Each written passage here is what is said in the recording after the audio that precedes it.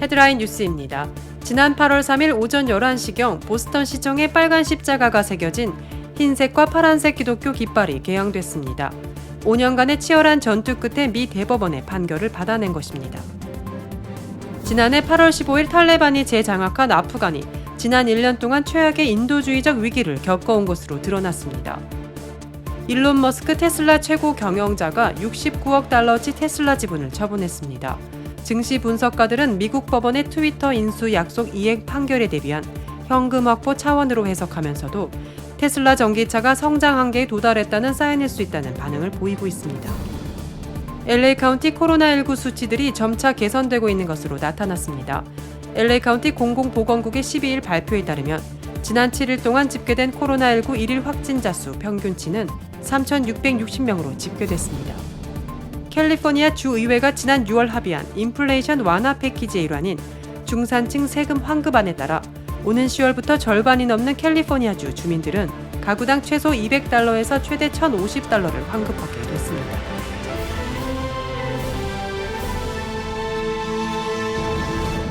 첫 번째 소식입니다. 지난 3일 오전 11시경 보스턴 시청에 빨간 십자가가 새겨진 흰색과 파란색 기독교 깃발이 개양됐습니다. 5년간의 치열한 전투 끝에 미 대법원의 판결을 받아낸 것입니다.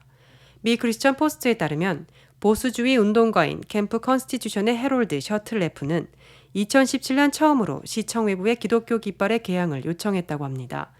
일반적으로 보스턴 시청에는 매사추세츠주와 보스턴시 깃발을 개양하며 때론 다른 깃발을 개양하기 위해 그중 하나를 제거합니다. 법정에서 셔틀레프를 대리한 보수적 기독교 법률 단체인 리버티 카운슬에 따르면 2005년부터 2017년까지 보스턴시는 민간단체 깃발 개양 신청을 284건 승인했습니다. 그러나 시는 기독교 깃발 개양에 대해 정부가 특정 종교를 지지하는 것은 정교분리 위반이라며 거부했었습니다. 그러다 지난 5월 2일 미국 대법원은 9대0으로 셔틀레프의 손을 들어줬고 현재 퇴임한 스티븐 브라이어 대법관이 다수 의견을 작성했습니다. 브라이어 대법관은 우리는 보스턴시가 민간단체의 깃발 개양을 정부 측의 표현 방식으로 여기지 않았다고 결론지었다며 결과적으로 셔틀레프와 캠프 컨스티튜션이 자신들의 종교적 관점에 따라 신청한 깃발 개양을 시에서 거부한 행위는 표현의 자유를 축소시킨 것을 의미한다고 밝혔습니다. 셔틀레프는 깃발 개양식에서 처음부터 이 일에 하나님의 손길이 있었다. 하나님께 영광을 돌리고 싶다고 말했습니다. 지난해 8월 15일 탈레반이 재장악한 아프간이 지난 1년 동안 최악의 인도주의적 위기를 겪어온 것으로 드러났습니다. 인권단체 휴먼 라이츠 워치는 최근 보고서에서 아프간 인구의 90% 이상이 거의 1년 동안 식량 불안정 위기를 겪었다며 수백만 명의 어린이가 급성 영양실조로 고통받고 있고 심각한 장기적 건강 문제 위협을 받고 있다고 지적했다고 AFP 통신이 보도했습니다. AFP 통신에 따르면 지난 6월 1,150명 이상의 사망자를 낸 강진이 발생, 상황을 더욱 악화시켰습니다. 탈레반은 지진 복구 작업에 실패했고 영양 상태가 나쁜 주민들이 오염된 물을 마시면서 콜레라가 창궐한 것입니다. 강진 이후 자우잔 지역에서만 18,000건 이상의 콜레라 감염 사례가 보고됐고 최소 12명이 사망한 것으로 나타났습니다. 헬만드 무사칼라 지역 병원은 콜레라 환자가 급증해 다른 질환 치료를 중단했습니다. 검사 장비나 치료제도 부족해 환자들은 정맥 주사를 맞는 것 외에는 다른 방도가 없습니다. 노벨상 수상자인 조지프 스티글리츠 컬럼비아대 교수, 야니스 바루파키스 전 그리스 재무장관 등 경제학자 71명은 지난 10일 조 바이든 대통령과 제닛 옐런 미 재무장관의 서한을 보내 미국 내 동결된 아프간 중앙은행 보유자금 70억 달러 전액을 아프간 구호를 위해 넘겨줘야 한다고 인도주의적 지원을 촉구했습니다. 일론 머스크 테슬라 최고 경영자가 69억 달러치 테슬라 지분을 처분했습니다. 증시 분석가들은 미국 법원의 트위터 인수 약속 이행 판결에 대비한 현금 확보 차원으로 해석하면서도 테슬라 전기차가 성장 한계에 도달했다는 사인일 수 있다는 반응을 보이고 있습니다. 10년 넘게 신차를 내놓지 못하는 테슬라의 혁신 정책, 값싼 중국산 배터리와 중국 현지 생산을 통한 수익률 제고를 답습해온 한계 등이 한꺼번에 터지자 머스크가 자신의 지분을 줄이겠다는 결심을 했다는 것입니다. 지난주 발표된 조 바이든 행정부의 인플레 감축법도 큰 영향을 끼쳤을 것이라는 추측이 나옵니다. 실제 법안에 따르면 중국산 배터리, 중국 생산을 고집해온 테슬라는 전혀 보조금을 받지 못하게 됩니다. 법안은 전기차의 경우 미국 내에서 생산된 배터리, 미국산 광물을 원료로 사용한 배터리, 미국 내에서 생산된 전기차에 한해서만 차량 가격의 절반까지 보조금을 줄 수 있도록 규정하고 있기 때문입니다.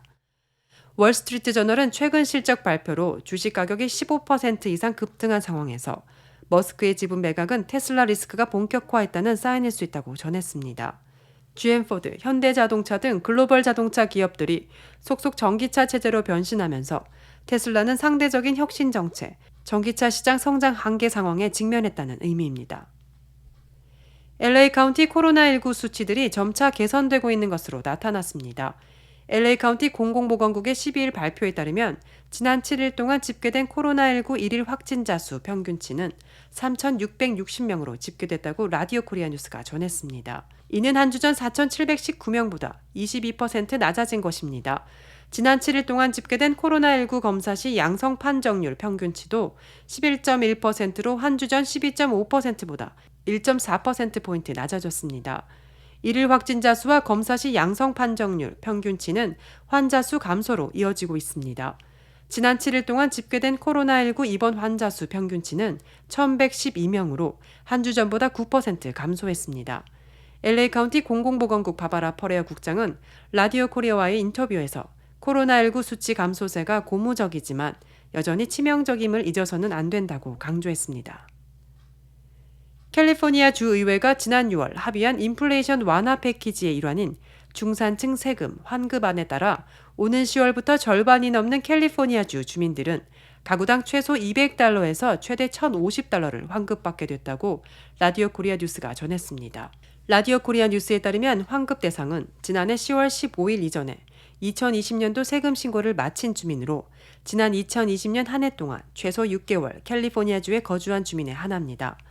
환급액은 소득과 부양가족 여부에 따라 차등 지급됩니다. 지난 2020년 세금 신고서를 기준으로 연소득 $75,000 이하의 개인 신고자는 $350, 부부 합산 신고자의 경우 연소득 $150,000까지 $700를 지급받을 수 있습니다. 부양가족이 있는 경우 인원에 상관없이 앞선 금액의 $350가 추가로 지급됩니다. 또 연 $125,000 이하를 버는 개인 신고자에겐 $250, $250,000를 버는 부부의 경우 $500가 환급됩니다. 역시 부양가족이 있다면 인원과 무관하게 $250가 추가 지급됩니다. 더 자세한 자격 조건과 환급액은 캘리포니아 프랜차이즈 세무위원회 웹사이트를 통해 확인 가능합니다. 게빈 뉴섬 캘리포니아 주지사는 약 2,300만 명의 주민들이 환급을 받게 될 것이라며 이르면 오는 10월, 늦으면 11월에 환급 절차가 진행될 예정이라고 밝혔습니다.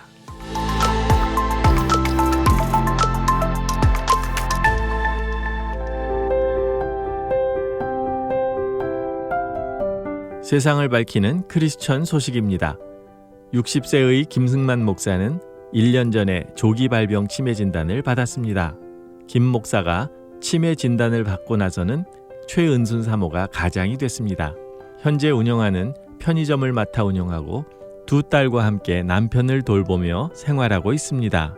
첫째 딸 김하영 씨가 치매 아버지를 돌보는 일상을 블로그에 기록했는데 그의 글로 인해 김 목사는 KBS 1TV 주문을 잊은 음식점 2에 출연하게 됐습니다. 주문을 잊은 음식점 2는 경치 좋은 제주에 마련된 한 음식점에서 치매를 앓고 있는 깜빡 4인방이 손님들에게 주문을 받고 서빙에 도전하는 이야기를 담은 리얼리티 프로그램입니다.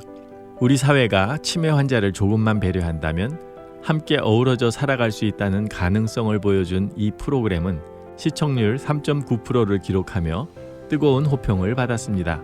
그러나 방송의 호평과는 별개로 평생 목회자의 길을 걸어온 김 목사가 치매라는 사실을 공개적으로 알리는 데에는 큰 용기가 필요했다고 최 사모는 말합니다.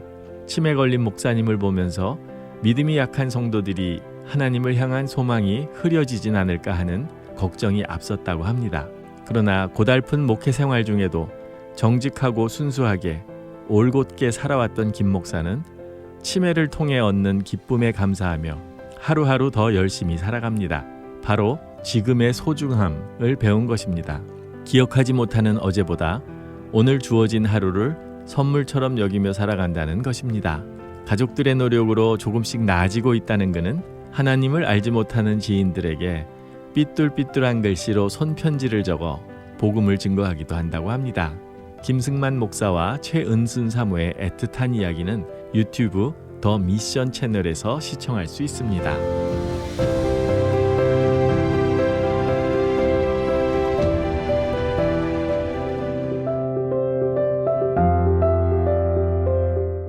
하나님의 꿈을 전하는 크리스천의 소리 칼럼 뉴스는 매일 뉴스와 함께 하나님의 말씀을 전합니다. 오늘의 말씀은 골로새서 3장 12절에서 14절 말씀입니다. 그러므로 너희는 하나님의 택하신 거룩하고 사랑하신 자처럼 긍휼과 자비와 겸손과 온유와 오래 참음을 못 입고 누가 네게 혐의가 있거든 서로 용납하여 피차 용서하되 주께서 너희를 용서하신 것과 같이 너희도 그리하고 이 모든 것 위에 사랑을 더하라. 이는 온전하게 매는 띠니라. 오늘도 서로 용납하고 용서하며 사랑하는 하루가 되시기를 축원합니다. 감사합니다.